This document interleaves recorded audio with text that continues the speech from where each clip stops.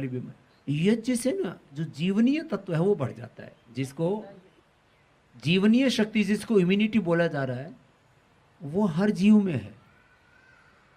अभी हमने महाराज जी एपिलेप्सी के रोगियों को हवन करवाया, वेदापात जो मेध्य औषधियाँ, जिनको एक एक दिन में 5-5, 10-10 अटैक पड़ते थे महाराज जी। एक तो बच्चा हरिओम डांस करता था, पति पत्नी दोनों बेचारे कोरोना में 10-10 बार उसको अटैक पड़ने लग गए।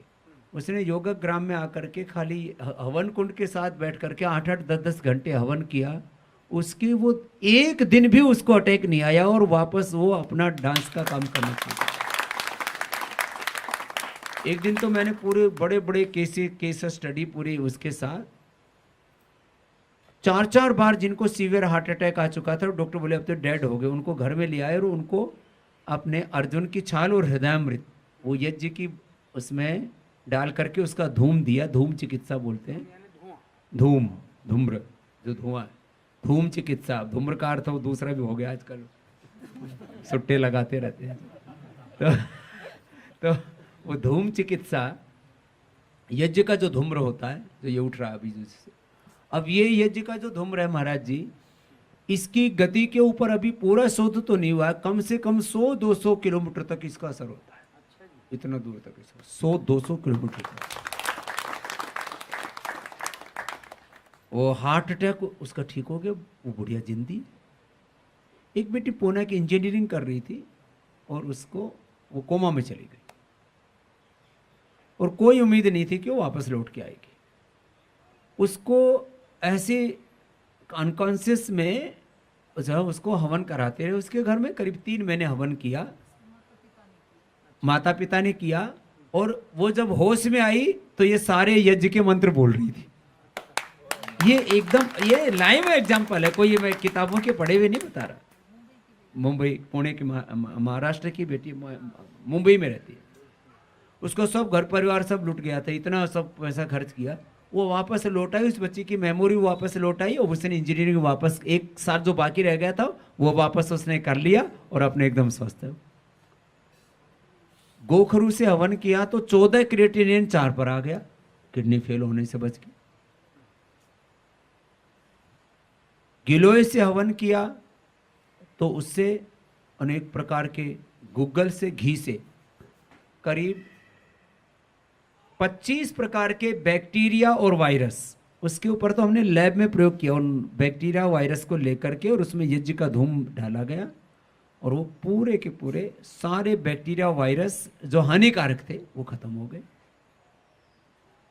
एक जहां पर भी कुछ जो है स्वच्छता नहीं होती है, वहां पर बहुत प्रकार के जम्स पैदा हो जाते हैं। आजकल तो जिस ऐड को देखो वहीं पर 99.9% जम्स को मारे, चाहे वो टूथपेस्ट हो, चाहे वो साबुन हो, शैम्पू हो, कुछ भी हो, सब जगह जम्स जम्स जम्स।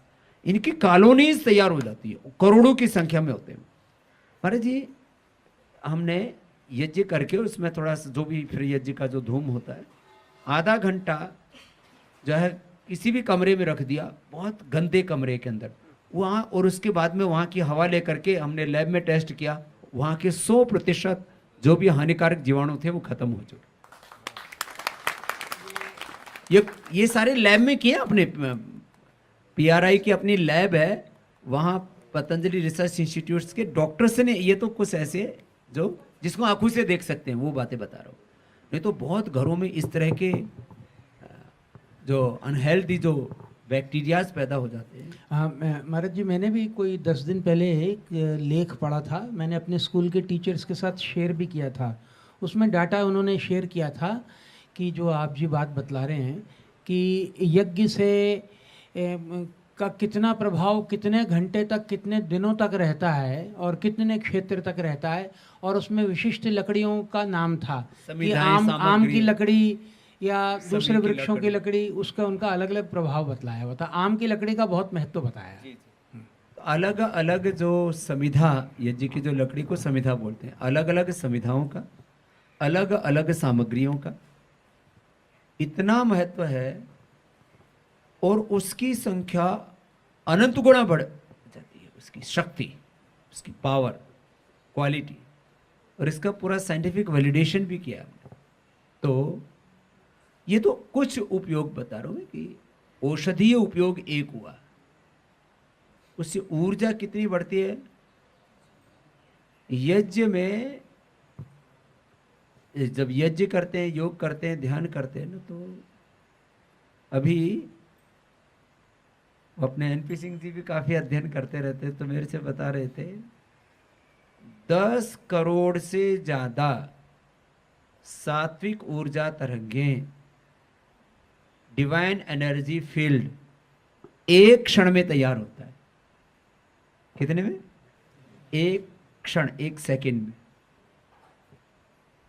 10 करोड़ से ज्यादा प्रकार की ऊर्जा तरंगें, वो यज्ञ से, योग ध्यान से, भगवत स्मरण से, ये ऐसे हम अब देखो भाई, इसको यज्ञ की तो ये तो एक महिमा बताई, आरोग्य और ये